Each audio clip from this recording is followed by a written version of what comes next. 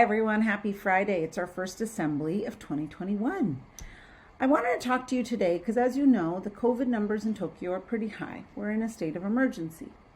We're lucky that we still get to come to school, and that means we have to keep up all our protocols of washing our hands, wearing our masks over our nose and mouth, and having silent lunches so that when our masks are off, we're being as careful as possible, right? Staying home more, avoiding crowds, those kind of situations. But there's also two NLE connections we can make. One is we act ethically, and the other is we make connections. We act ethically. One, if you have symptoms or anyone in your household has symptoms, please stay home. You might be thinking, oh, I don't feel that sick, Dr. Rao, or it's my sister who has the fever. I'm fine. Please stay home just in case. We know that COVID spreads the most within a household, so we want to make sure when someone has symptoms that everybody's healthy before anybody comes to school or work. So please think about that. Also, you might be hearing of people who maybe had COVID or someone in their household or someone they knew has COVID. Please don't spread rumors. Please don't spread gossip.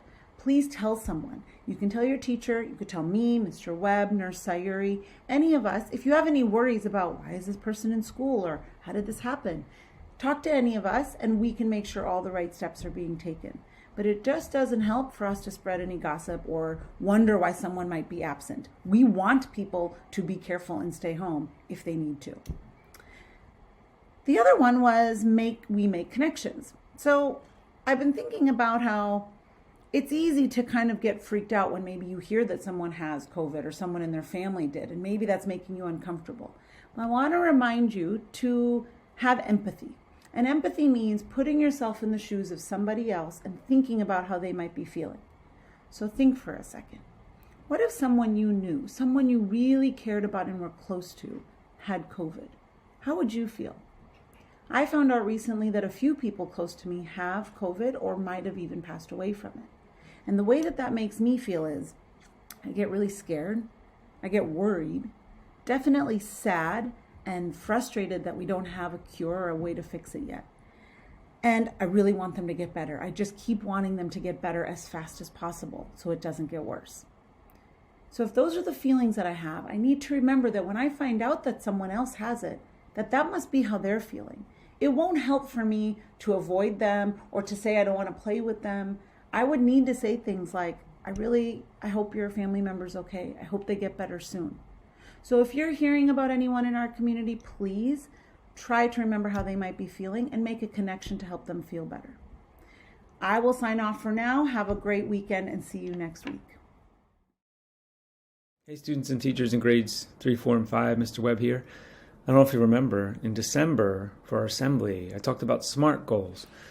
And I don't know if you've set your goals or even accomplished them, or there are many of us like me who are working on accomplishing them. But just a reminder about our SMART goals, the S stands for specific. So you've picked something very specific. Then you've picked something that you can measure, like if you're practicing an instrument or some form of exercise or study. Then you've made the goal hopefully attainable, which means can you actually do it? And then it's relevant, meaning it's really important to your life. And then also it's time-based, so you've picked an end date for when you want to accomplish your goal.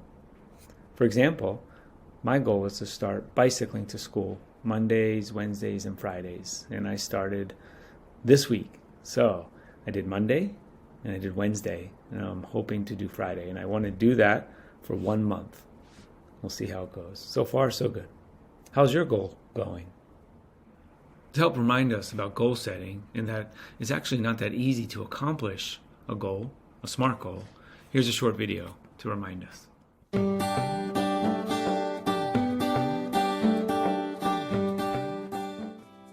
Setting a goal gives us a target that we want to reach. Setting smaller goals as part of a larger goal makes it easier to follow all the steps, so we're not trying to do everything at once. Each task takes work on its own.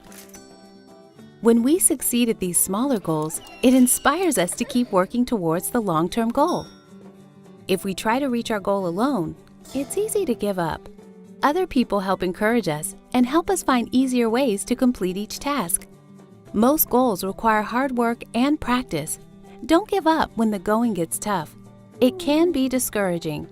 When you feel like giving up, take a step back. Think of how far you've come since you started.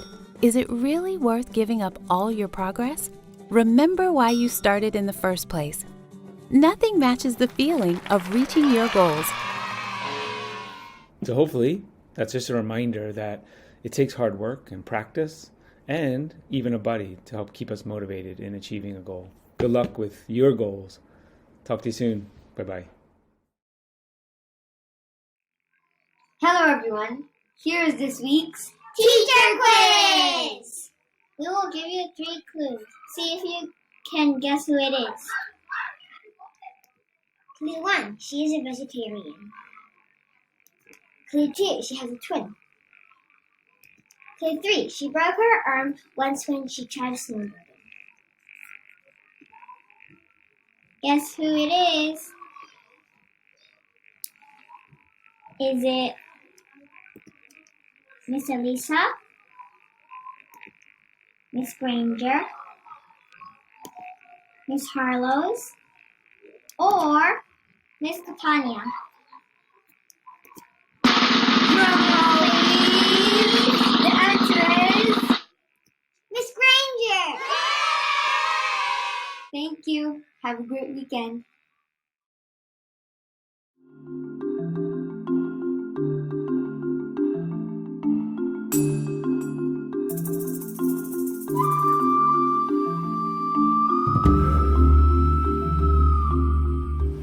Ish by Peter H. Reynolds. Raymond loved to draw anytime, anything, anywhere. One day Raymond was drawing a vase of flowers. His brother Leon leaned over his shoulder. Leon burst out laughing. What is that? He asked. Raymond could not even answer. He just crumpled up the drawing and threw it across the room. Leon's laughter haunted Raymond. He kept trying to make his drawings look right, but they never did. After many months and many crumpled sheets of paper, Raymond put his pencil down. I'm done. Marisol, his sister, was watching him. What do you want? He snapped. I was watching you draw. She said, Raymond sneered. I'm not drawing. Go away. Marisol ran away, but not before picking up a crumpled sheet of paper. Hey, come back here with that. Raymond raced after Marisol, after the hall up the hall and into her room. He was about to yell, but fell silent when he saw his sister's wall. He stared at the crumpled gallery. This is one of my favorites. Marisol said, pointing. Well, this should be a vase. Raymond said, But it doesn't look like one. well, it looks vase-ish, she exclaimed. Vase-ish? Raymond looked closer. Then he studied all the drawings on Marisol's wall and began to see them in a whole new way. Well, they do look vase-ish. He said.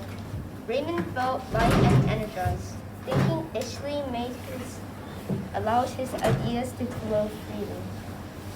He began to draw what he felt, loose lines quickly springing out, without worry. Raymond once again drew the world around him. Making an ish drawing felt wonderful.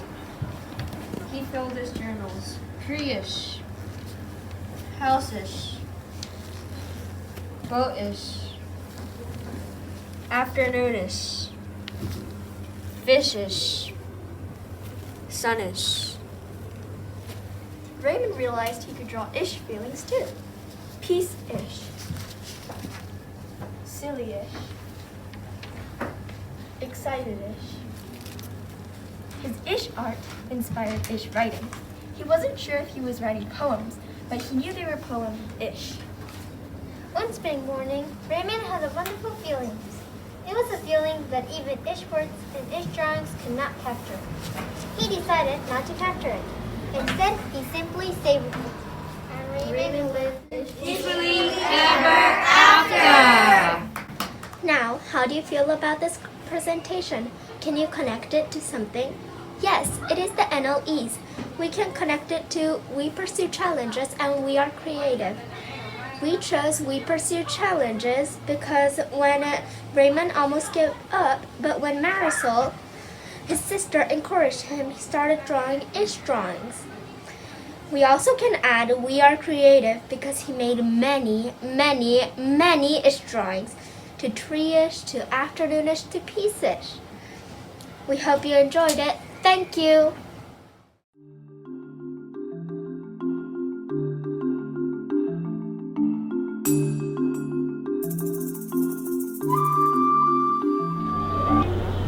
I have pursued challenges when I started reading challenging books. I have pursued challenges by working harder on my Japanese tests. I have been creative by choosing an extraordinary topic for my poem. I have pursued challenges by learning new content and teaching others.